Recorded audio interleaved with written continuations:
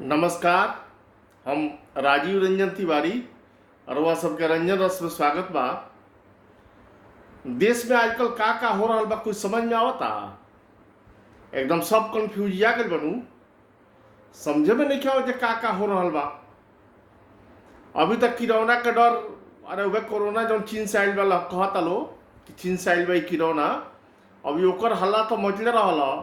एगो नया बीमारी आयल बटे पाकिस्तान से, टीडी दल कहल जाता ओकरा कि आवत तारी सन वो जितना कुल फसल बा सब चाट जाता रही सब।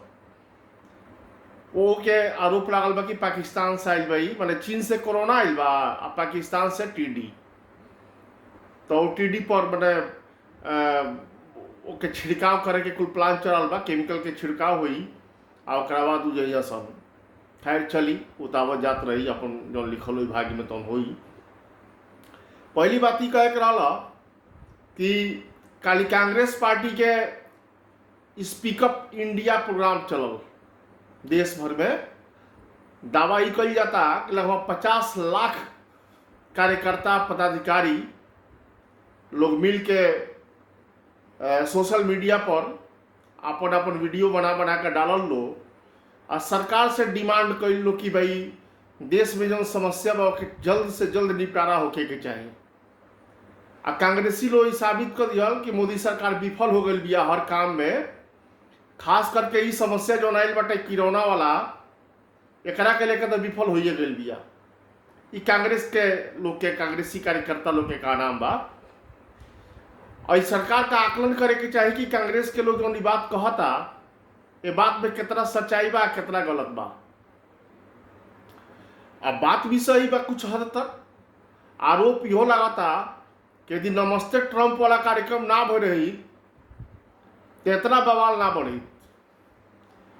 अब नमस्ते ट्रंप भइल, ओकरा बाद मौज कल गई, आई अब जब ड्रामा बढ़ल बटे तो छाती पर हाथ धक के परेशान भइल जा रहा बा, काई बाप आई बाप आई बाप अब का हुई।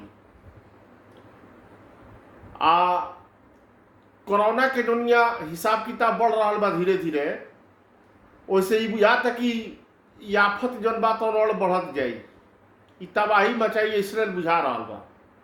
बाकी ऐसा ना होके हम यह दुआ करब, प्रार्थना करब ये टाइप की ना हो करूँ, सब दुआ प्रार्थना करी कि ऐसे कोनो बात ना बढ़े आगे। लेकिन बुझात नहीं है जो यहाँ बढ़त जा रहा बा लगातार, वैसे तो यह लगाता कि कुछ ना कुछ गड़बड़ाई। एक और बात कहे कर रहा कि अब लॉकडाउन 4 खत्म होके वाला बा। अब लॉकडाउन 4 खत्म हो जाई तो 5वां चालू होई कि ना होई एक पर संशय बा। लेकिन जो हालात बा वो हालात के देख के यह बुझाता कि काम गड़बड़ाई, मैंने लॉकडाउन 5 भी चालू हो जाई। अब इससे समझला कि काम बटे कितना तबाही मची, कितना बर्बादी हुई देश दुनिया के। खास करके हमनी का तो गरीब देश ही जा, एजा के लोग के लगे ना खाए के बा ना रहे के बा व्यवस्था। ये हिसाब से यदि देखल जाओ तो बड़ा दिक्कत हो जाई।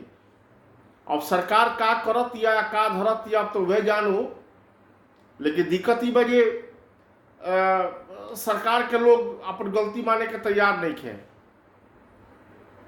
लेकिन एगो बात बढ़िया भइल बा, जब कांग्रेस जौन विपक्षी कांग्रेस जौन अभियान चलौले बिया काली से, वैसे सरकार के लोग बेचैन हो गई बा। ये बात कांग्रेस के लोग कह रहा बा कि सरकार के लोग बेचैन बा। अब देखिए आगे आगे क्या होता। हम अब ये कहे कि ये वीडियो के देखत रहा काम बा आ ज़्यादा से ज़्यादा लोग के बीच में शेयर कैला के जरूरत बा, आ खूब सब्सक्राइब आ खूब लाइक कैला के जरूरत बा। बहुत बहुत धन्यवाद रहा सबके। काल मुलाकात हुई।